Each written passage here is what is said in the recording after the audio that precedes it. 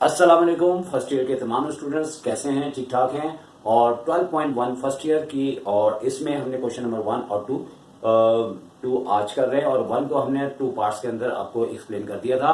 थोड़ी सी वो दिक्कत वाली एक्सरसाइज है, लेकिन इंशाल्लाह कोशिश करेंगे, हमने भी की आप भी करें तो समझ में आ जाएगी। लेकिन जहां तक क्वेश्चन 2, 3 और 4 की बात की जाए तो ये क्वेश्चन बिल्कुल सिंपल है, कोई इसमें इतनी दिक्कत नहीं है। लेकिन क्वेश्चन नंबर 2 को स्टार्ट करने से पहले ये नोट कर ले कि ये आपका एमसीक्यूज का 70% कंफर्म एक पॉइंट है, और चूंकि सेकंड ईयर के अंदर भी आता है तो यकीनी तौर पे अगले साल सेकंड ईयर की बुक चेंज होगी, तो वहां से हो सकता है टॉपिक हट जाए। और यहाँ पे बहुत ज्यादा इंपॉर्टेंट है, नंबर 1 भी है, और ये पूरी की पूरी एक्सरसाइज एमसीक्यूज के लिहाज से इंपॉर्टेंट है। तो यहाँ पे सबसे पहले हमें कुछ थोड़ा सा क्वेश्चन नंबर 2 के बारे में समझना पड़ेगा, फिर ही हमें कुछ समझ में आ सकेगा। क्वेश्चन नंबर 2 है, determine trigonometric function are even और नाइदर। ये इवन और नाइदर, ये हमारे पास ऑप्शन है आपके और पास है, और ये फंक्शन है। ऐसे मुराद है फंक्शन मैथ्स के अंदर अगर बोला जाए तो बिल्कुल ऐसे ही है जैसे हमारी रोजमर्रा जिंदगी में फंक्शन होते हैं। शादी का फंक्शन, हकीके का फंक्शन, ये भी फंक्शंस हैं। लेकिन ये मैथ्स के फंक्शन है, जरा हमें वो समझ में आ नहीं पाते। लेकिन यहाँ पे हमने बताना है कि कौन सा इवन है, कौन सा ऑड है, कौन सा नाइदर है। ठीक है, क्योंकि इसमें हमें सबसे पहले ये याद रखना पड़ेगा कि एफ ब्रैकेट के अंदर पॉजिटिव एक्स एक फंक्शन दिया जाएगा, और उस फंक्शन में ऑड, इवन और नाइदर का ऑप्शन कब आएगा? हमने एक्स की जगह -x रखना है, और रखने के बाद हमारे पास पॉजिटिव एफ एक्स यानी कि पॉजिटिव में अगर आ गया तो इस सूरत में हम ये कहेंगे कि ये हमारे पास इवन फंक्शन है। तो याद रखें कि इवन फंक्शन के लिए हमारे पास एक्स की जगह नेगेटिव रखने के बाद हमें पॉजिटिव एफ एक्स अगर मिल जाता है तो वो इवन फंक्शन है। और नेगेटिव एक्स जैसे कि ऊपर रखा, और अगर हमारे पास नेगेटिव कॉमन लेने के बाद एफ पॉजिटिव एक्स आ जाए तो इस सूरत में ये ऑड फंक्शन कहलाता है। और ऑड फंक्शन या इवन अगर ना आ सके, यानी कि -x रखने के बाद ना तो पॉजिटिव एफ एक्स ना नेगेटिव एफ एक्स आए, तो इस सूरत में जैसे ऑप्शन लिखा हुआ है नाइदर, तो यानी कि इसका मतलब है कि ये ना तो इवन है ना ये ऑड है, तो ये नाइदर की केस में आ जाएगा। और इसके बाद ये आपके पास 3 अदर इंफॉर्मेशन हैं, ये आपने नोट करनी है क्योंकि इस क्वेश्चन में ये बातें आती हैं। इसमें इस तरह से है कि अगर साइन नेगेटिव एक्स हो तो ये आपके पास नेगेटिव साइन पॉजिटिव एक्स, यानी कि अगर एक्स का एंगल नेगेटिव हो तो उसकी वैल्यू पॉजिटिव नेगेटिव आ जाती है। यानी कि आपने एंगल, लेकिन यहाँ तीनों एंगल नेगेटिव है, आसान अंदाज से हम इसको देखते हैं, और यहाँ तीनों पॉजिटिव एंगल है। लेकिन इफेक्ट क्या होता है कि नेगेटिव की सूरत में ये यहाँ पे नेगेटिव साइन आ जाती है, और यहाँ पे कॉस अगर नेगेटिव हो तो यहाँ पे पॉजिटिव आ जाता है, टेन नेगेटिव हो तो साइन की तरह यहाँ नेगेटिव आ जाता है। और अक्सर ये 3 डिस्कस करते हैं और टीचर लोग ये 3 नहीं डिस्कस करते हैं। और ये इसी तरह साइन जैसे कि -x है तो कॉसेक साइन का इनवर्स होता है, और इसी तरह कॉस और सेक एक दूसरे के इनवर्स हो। समझे तो ये भी समझ सकते हैं कि साइन हस्बैंड है तो कॉसेक उनकी वाइफ है, इसी तरह कॉस हस्बैंड है तो सेक उनकी वाइफ है। टेन और कॉट का भी रिश्ता कुछ इसी तरह से, और जो इनके मिजाज हैं वही उन्हीं के मिजाज है। जाहिर सी बात है, एक साथ रहना तो मिजाज तो एक जैसे होने चाहिए। तो अब आ जाते हैं इन क्वेश्चंस की तरफ, और किस तरह से हम फैसला करेंगे कि आया ये ऑड है, इवन है, क्या है। पहले क्वेश्चन के अंदर भी हमने क्या करना है कि अगर नंबर 1 का हम सोल्यूशन फाइंड आउट करते हैं तो इसमें यह है कि फौरी तौर पे x की जगह -x अप्लाई करना है, और इधर भी साइन -x हो जाएगा, और कॉस ये मल्टीप्लाई हो रहा है, कॉस -x हो जाएगा। और जिस तरह के हमारे पास वहां पे लिखा है कि माइनस साइन का एंगल अगर माइनस होगा तो ये -sin x बन जाएगा, और एंगल आपका पॉजिटिव हो जाएगा, चाहे तो ब्रैकेट को हटा दें। इसी तरह अगर कॉस का एंगल नेगेटिव है तो वहां पे इंफॉर्मेशन है कि वो पॉजिटिव होगा।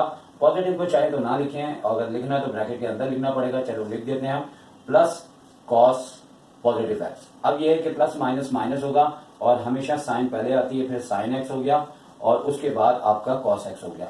अब हम ये देखेंगे कि एफ एक्स जो है ये बराबर है साइन एक्स कॉस एक्स के, तो ये नेगेटिव यहाँ पे आ चुका है। तो अब इसकी जगह हम लिख देंगे जैसे कि एफ एक्स लिखा हुआ है। तो जैसे आपको बताया गया कि अगर माइनस के बाद एफ एक्स आ जाए, और यहाँ पे कंडीशन हो रही है एफ -x, और बिल्कुल यही मैंने आपको बात बताई कि अगर -x रख के -f पॉजिटिव x आएगा तो ये कहलाएगा आपके पास ऑड फंक्शन। तो आपने देखा कि इंतहाई आसान है, बहुत ही सिंपल है। इसके बाद हम सेकंड वाला करेंगे, और सेकंड में देखते हैं क्या होगा। यहाँ से आप क्वेश्चन देख सकते हैं, हम डायरेक्ट टाइम बचाने के लिए -x कर देंगे। लेकिन यहाँ पे साइन का अगर स्क्वायर लिखा हुआ है तो इसका मतलब है कि ये स्क्वायर ब्रैकेट के ऊपर चले जाएगा और साइन का जो एंगल है वो -x लेंगे। इसे बड़ा ब्रैकेट भी लिख सकते हैं, लेकिन नहीं लिखा तो आप लिखना चाहें तो लिख सकते हैं 1 + tan, और यहां पे भी -x अप्लाई कर दिया। अब यहां भी इस तरह है कि साइन -x, जैसे कि वहां दिखाई दे रहा है बिल्कुल पहले क्वेश्चन की तरह, minus sine positive x angle हो जाएगा और ऊपर स्क्वायर है, और नीचे जो है वो आपको बता चुके हैं, साइड पे सब इंफॉर्मेशन लिखी है। ये -10x पॉजिटिव x हो जाएगा और स्क्वायर करने के बाद आपके पास माइनस जो है वो प्लस हो जाता है और साइन स्क्वायर दोबारा x आ जाता है और यहाँ पे 1 - 10x आ जाता है। अब हम देखते हैं कि आया ये हमारा fx दोबारा आया कि नहीं आया। तो यहाँ हम देखते हैं तो साइन स्क्वायर x है, जो कि ठीक है, नीचे 1 + 10x है, लेकिन यहाँ 1 - 10x है, तो ये तो बात गड़बड़ हो गई। और अगर हम यहाँ से नेगेटिव कॉमन लेते हैं तो ये प्लस हो जाएगा, ये माइनस हो जाएगा। तो इसका मतलब है कि ना तो ये ऑड फंक्शन है ना ये इवन फंक्शन है, क्योंकि अगर ये दोनों नेगेटिव होते हैं, हम नेगेटिव कॉमन लेते तो इससे मैच हो जाता। अगर ये दोनों पॉजिटिव होते, ये नेगेटिव होता, कॉमन लेते तो हमारे पास ये शक्ल मैच हो जाती, लेकिन ऐसा कुछ भी नहीं है।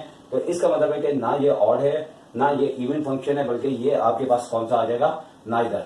तो आपको जो जब एमसीक्यूज आएगी तो वहां पे ये ऑप्शन लिखे होंगे और 3 ऑप्शन होंगे, ऑड, इवन, नाइदर, या फिर हो सकता है कि बोथ भी करके दे दें कि ऑड भी है और इवन भी है। इस तरीके से ये भी हो गया आपका। 3 में f यहाँ पे -x रखा और यहाँ पे 10 के आगे x को -x रख देंगे और इसी तरह x भी माइनस हो गया और प्लस साइन x भी नेगेटिव हो गया और यहाँ पे -10x हो जाएगा और यहाँ पे -x और माइनस साइन, अगर -x है तो माइनस साइन x हो जाएगा। अब सिलसिला यूं है कि ये माइनस यहाँ से माइनस कॉमन लेने के बाद कैंसिल हो जाएगा। जैसे माइनस यहाँ पे ऑलरेडी मल्टीपल फॉर्म में है, तो यहाँ से हमने नेगेटिव कॉमन लिया, x प्लस साइन x आया और यहाँ दोनों कैंसिल हो गए। तो आप देख सकते हैं कि 10x मैच हो गया, x plus sign x match हो गया।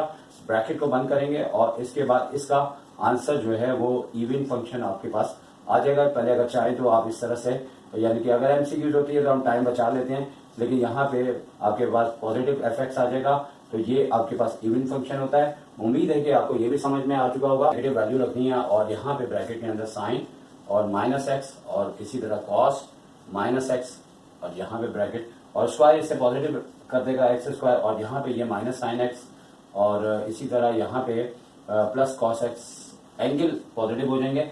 अब यहाँ पे ना ये ऑड आने वाला है ना इवन आने वाला है, क्योंकि x स्क्वायर तो मैच हो गया, लेकिन ये दोनों पॉजिटिव हैं, तो यहाँ तो ये दोनों पॉजिटिव होने चाहिए थे, यहाँ दोनों नेगेटिव होने चाहिए थे। लिहाजा इसका भी आंसर जो है वो, यानी कि ना तो ये आपके पास पॉजिटिव आ रहा है और ना ही आपके पास ये जो है वो नेगेटिव की सूरत में आ रहा है। तो इस सूरत में ये आपको मालूम चल चुका है कि ये नाइदर हो जाएगा। और ये 4 पार्ट्स हैं, लेकिन कुछ एक्स्ट्रा एमसीक्यूज भी सेकेंड ईयर के लिहाज से आते हैं। कभी कभार इस तरह से मॉड बना के दे दिया जाता है, नीचे यहाँ पे x स्क्वायर होता है। तो अगर इस तरह का भी क्वेश्चन हो तो आप याद रखें कि अगर आप इसके अंदर -x रखेंगे और नीचे x का स्क्वायर करेंगे तो इसके बाद मॉड का मकसद होता है कि अगर ब्रैकेट के अंदर नेगेटिव है तो उसे पॉजिटिव कर दिया जाएगा और नीचे जो है यहाँ पे भी आपने -x रखा है, ये भी x स्क्वायर हो गया, तो ये दोनों मैच हो गए। तो इस सूरत में जो है वो इवन है और इवन फंक्शन होगा। तो इस तरह से कुछ आपको सेकंड ईयर के बुक के अंदर से भी पॉइंट मिल सकते हैं, या सेकंड ईयर के अगर आपके पास पेपर हो तो वहां से भी मिल सकता है। नहीं तो हमारी सेकंड ईयर की एमसीक्यूज के अंदर भी हमने सबसे पहली वाली वीडियो ऑड और इवन फंक्शन के लिहाज से बनाई हुई है। तो ये क्वेश्चन नंबर 2 कंप्लीट हो गया आपके पास। बात करते हैं अब क्वेश्चन नंबर 3 की, और क्वेश्चन नंबर 3 में आपने फाइंड करना है the period of the following function, या फंक्शन लिखा हुआ है, मैंने फॉलोइंग नहीं लिखा। तो याद रखें कि हमारे पास जब हम ग्राफ बनाएंगे तो इनके पीरियड होते हैं और साइन x का पीरियड जो है वो 2n पाई होता है। अब कभी कभार एमसीक्यूज के अंदर n का जिक्र होता है, वो उसके रेवोल्यूशंस होते हैं। जैसे एक बिल्कुल गोल टायर होता है, उसमें 360 डिग्री होता है, यानी कि 2 पाई, और अगर वो 1 रेवोल्यूशन करता है तो 2 पाई है, और फिर सेकेंड रेवोल्यूशन पे वो 2 पाई को 2 से मल्टीप्लाई कर देते हैं। लिहाजा ऑप्शन के अंदर सिर्फ 2 पाई भी हो सकता है, क्योंकि ज्यादातर ये पॉइंट एमसीक्यूज के लिहाज से है। और याद रखा जाए कि कॉस का भी और साइन का भी पीरियड 2n पाई या 2 पाई है। और जैसे कि पहले भी मैंने बताया कि साइन और कॉसेक बिल्कुल इसी तरह है जैसे वाइफ और हस्बैंड, तो ये दोनों का एक ही मिजाज है, ये दोनों का एक ही मिजाज है, ठीक है। तो 10 का n पाई या सिर्फ पाई। अब करना क्या है कि यहाँ पे एक सिंपल सी टेक्निक है कि आपको जब ये पीरियड याद हो तो आपने करना क्या है कि साइन 3x लिखा है, तो उसका जो पीरियड है सबसे पहले तो आप ये देख लें कि यहाँ पे अगर x से 3 मल्टीप्लाई हो रहा है तो आपने जो इसका पीरियड है, अगर मैं यहाँ की बात करूँ तो मैं 2n पाई लिखूंगा, लेकिन according to the book answer देखें तो n का वहाँ जिक्र नहीं है तो ना कीजिए। तो 2 पाई लिखने के बाद यहाँ पे नॉर्मली जो इसका साइन का पीरियड है और 2 पाई हमने लिखा, और x से अगर 3 मल्टीप्लाई हो रहा है तो यहाँ हम उससे डिवाइड कर देंगे, तो ये इसका आंसर हो जाएगा। फिर बता रहा हूँ, अगर उन्होंने n लिखा है तो n लिखेंगे, नहीं लिखा तो नहीं लिखेंगे। इसी तरह कॉस का देख ले तो कॉस में x से 4 मल्टीप्लाई हो रहा है तो नॉर्मल इसका जो है वो आपका 2 पाई होता है, नॉर्मल क्या बल्कि हकीकतन 2 पाई होता है। और यहाँ पे x से अगर 4 मल्टीप्लाई हो रहा है तो यहाँ हम 4 से डिवाइड करेंगे, और फिर ये डिवाइड अगर हो रहा है तो इसका पीरियड आपके पास कितना हो जाएगा, डिवाइड होने के बाद पाई अपॉन 2 इसका पीरियड हो जाएगा। और इसी तरह 10 का पीरियड जो है वो सिर्फ पाई होता है, और यहाँ पे इस बार x से डिवाइड हो रहा है 3, तो हमने क्या है कि इसके पीरियड को पहले लिख लेना है जो कि आपके पास पाई है, फिर अगर ये डिवाइड में है तो इसे मल्टीप्लाई कर देना है, तो इसका फिर आंसर 3 पाई आ जाएगा। सेक इसका इनवर्स है आपका कॉस का, तो कॉस भी जो है वो 2n पाई या पाई है, तो इसमें आप ये करेंगे कि पहले जो पीरियड होगा वो लिख देंगे 2 पाई। अब यहाँ पे देखना है कि x से 5 अगर डिवाइड हो रहा है तो x को छोड़ने के बाद अगर 5 डिवाइड हो रहा है तो हम मल्टीप्लाई कर देंगे, तो 5 टू द 10 पाई इसका आंसर आ जाएगा। इसी तरह आगे बढ़ते जाएंगे तो कॉसेक का भी जो है वो 2 पाई है, पहले तो 2 पाई लिख लें, अब चूंकि ये मल्टीप्लाई हो रहा है तो डिवाइड हो जाएगा, जब डिवाइड होगा तो कटिंग होने के बाद इसका पीरियड पाई अपॉन 4 हो जाएगा। और अब उसके बाद कॉट है तो कॉट और 10 दोनों का पाई है, तो पहले पाई लिख लो, और लिखने के बाद 6 अगर डिवाइड हो रहा है तो इसे मल्टीप्लाई कर लो, ये इसका आंसर आ गया। अच्छा, अब यहाँ पे जो है वो कॉस का पीरियड तो 2 पाई होता है, लेकिन यहाँ पे जो है √5 दिया है, इससे कोई इफेक्ट नहीं पड़ेगा। इसके रेंज में फर्क हो सकता है लेकिन इसकी डिग्री में फर्क नहीं होगा, इस लिहाज से यहाँ पे जो लिखा हो इससे हमारा कोई लेना देना नहीं है। सिर्फ कॉस है तो कॉस में हम सबसे पहले क्या करते हैं 2 पाई लिखते हैं, और यहाँ 3/2 x छोड़ के देखना है तो इसको उल्टा कर देना है तो 2/3 हो जाएगा, फर्दर मल्टीप्लाई करेंगे तो 4 पाई अपॉन 3 हो जाएगा। इसी तरह यहाँ पे भी कॉट का भी अब आपको समझ आ चुका है, सिर्फ पाई होता है, √2 मल्टीप्लाई हो रहा है, यहाँ पे डिवाइड में आ जाएगा, और यहाँ पे x/3 है, साइन है 2 पाई, और मल्टीप्लाई कर देंगे किससे 3 से, तो 3 से मल्टीप्लाई किया तो 6 पाई आ गया आंसर। और इसके बाद कॉस का भी जो है वो 2 पाई होता है, और इसमें 4 डिवाइड हो रहा है, मल्टीप्लाई कर देंगे तो 8 पाई। तो देख रहे हैं कितना आसान है। अब यहाँ इन दोनों में थोड़ा इन्होंने पाई का भी इस्तेमाल कर दिया, तो सबसे पहले आप याद रखेंगे कि कॉस का, और इससे कोई लेना देना नहीं है, कॉस का है 2 पाई, और फिर मैं बता रहा हूँ अगर n दिया होगा तो n ले लेंगे वरना छोड़ देंगे। अब यहाँ पे x छोड़ो और क्या पढ़ा जाएगा 2 पाई अपॉन 3 से उल्टा कर दो, तो यानी कि 3 ऊपर आ गया और 2 पाई नीचे आ गया, पूरा का पूरा जो है वो मतलब कि 2 पाई और 2 पाई कैंसिल हो गया, और इसका 3 आंसर आ गया। जल्दी में कर रहा हूँ, अगर कोई गलती हो जाए तो कमेंट में बता दीजिएगा, क्योंकि बाजू का गलती हो जाती है, गलती का लफ्ज बना हुआ है, गलती हो भी जाती है। तो यहाँ पे जो है वो सेक है तो सेक का 2 पाई है, और जो भी है x छोड़ के उल्टा करना है, तो इस बार पाई ऊपर आ गया और 3 नीचे हो गया, तो यहाँ पे 2/3 तो आएगा, लेकिन पाई स्क्वायर बन जाता है। तो इस तरीके से हमने फटाफट से आपका क्वेश्चन नंबर 3 कर लिया, क्योंकि क्वेश्चन नंबर 2 में थोड़ा सा टाइम लग गया, 1 में तो बहुत ज्यादा लगा था। अब इसके बाद लास्ट है वो भी आज आपको एक्सप्लेन करके खत्म करते हैं। Question number 4, exercise 12.1, question number 4, find the maximum and minimum value. आखिर ये है क्या मैक्सिमम और मिनिमम वैल्यू। साइड में चलते हैं, यहाँ पे लिखा है y = a + b, f(x) का मतलब है sin x, cos x, यानी कोई भी फंक्शन आपके पास हो सकता है, 10x, कोई भी उसका एंगल हो सकता है। लेकिन यहाँ पे आपको मैक्सिमम बताने के लिए यहाँ जो नंबर लिखा होगा वो a के रहेगा, और यहाँ पे जो फंक्शन के साथ साइन कॉस को छोड़ते हुए जो भी होगा वो b के रहेगा, और यहाँ पे एब्सोल्यूट वैल्यू यानी नेगेटिव होगा तो ओपन होने के बाद वो पॉजिटिव हो जाएगा। और दूसरी बात यह कि मिनिमम के लिए ये माइनस यहाँ पे आएगा, जबकि यहाँ पॉजिटिव आएगा। अगर हम क्वेश्चन की तरफ देखते हैं तो यहाँ पे साइन थीटा, कॉस थीटा, और इसी तरह से मुख्तलिफ किस्म के कॉस के साथ एंगल भी दिए हुए हैं। एक्चुअली होता यह है कि ऑन द ग्राफ पेपर ये हमारे पास कुछ इस तरह से ग्राफ की शेप्स बनती है, और जो ऊपर की जानिब जो पॉइंट होता है वो मैक्सिमम पॉइंट होता है, और नीचे की जानिब जो होता है वो मिनिमम पॉइंट होता है। तो यहाँ पे आपके पास y एक्सिस चल रहा होता है, और यहाँ पे x एक्सिस चल रहा होता है। और याद रखें कि मिनिमम मतलब कि कोई भी हमारे पास कर्व है तो उसका जो डाउनवर्ड मिनिमम जो पॉइंट होगा नीचे की जानिब वो y की लेंथ कहलाती है, इसीलिए यहाँ पे y भी लिखा हुआ है। इसी तरह ऊपर की जानिब जो मैक्सिमम वैल्यू होगी, यानी कि ये इसके एक्सट्रीम्स हैं, यानी कि किनारे हैं, ऊपर की जानिब है तो मैक्सिमम है, नीचे की जानिब है तो मिनिमम है। अगर हम किसी पहाड़ी इलाके में जाएं तो ऊंची एक चोटी है तो उसका जो मैक्सिमम पॉइंट है, और इसी तरह अगर कोई झील है तो उसका जो खाली पड़ी है तो उसका जो मिनिमम पॉइंट है तो वो उसकी मिनिमम वैल्यूज कहलाएगी अकॉर्डिंग टू द, यानी कि एक्स एक्सिस के लिहाज से जो वाई का ऊपर और नीचे होना होता है। तो यहाँ पे हमें दोनों वैल्यूज निकालनी है, तो ये आपके पास ए हो जाएगा और ये आपके पास बी हो जाएगा। तो मैक्सिमम के लिए यूज करेंगे तो क्या हो जाएगा कि मैक्सिमम के लिए यूज करना होगा तो हमें यहाँ पे ए की जगह यानी कि 4 ले लेंगे और बी की जगह प्लस करते हुए इसे एब्सोल्यूट में लेना है। तो अब जाहिर सी बात है कि ये पॉजिटिव है तो 4 + 3 आपका 7 जो है वो मैक्सिमम वैल्यू हो जाएगी। इसी तरह अगर हम मिनिमम वैल्यू को फाइंड करते हैं तो वही वैल्यू आएगी, सिर्फ यहाँ माइनस आएगा और 3 के बाद 4 - 3 हो जाएगा। तो इसका मतलब है कि मिनिमम वैल्यू आपकी 1 आ रही है, और इस वक्त देखा जाए तो ये सूटेबल भी है कि अगर ये 1 है तो ये आपकी 7 है। तो इस वक्त बाई चांस ये सूटेबल भी हो रही है इसके लिहाज से। इसी तरह हर एक में करना है, और कुछ मैं आपको करके बता देता हूँ। इसमें भी मैक्सिमम है तो 2/3 है, ज्यादा से ज्यादा इसका एलसीएम आएगा। और यहाँ पे नेगेटिव में दिया है तो मैक्सिमम के लिए इसको यहाँ तो प्लस लिखना पड़ेगा, -4 लिखेंगे, और जैसे ये 2/3 होगा तो ये प्लस का 4 हो जाएगा। एलसीएम लेने के बाद ये 12 और 2 14/3 इसका मैक्सिमम वैल्यू आ जाएगी। मिनिमम भी आपको इसी तरह से निकालनी होगी वैल्यू, आप समझ रहे होंगे बात को।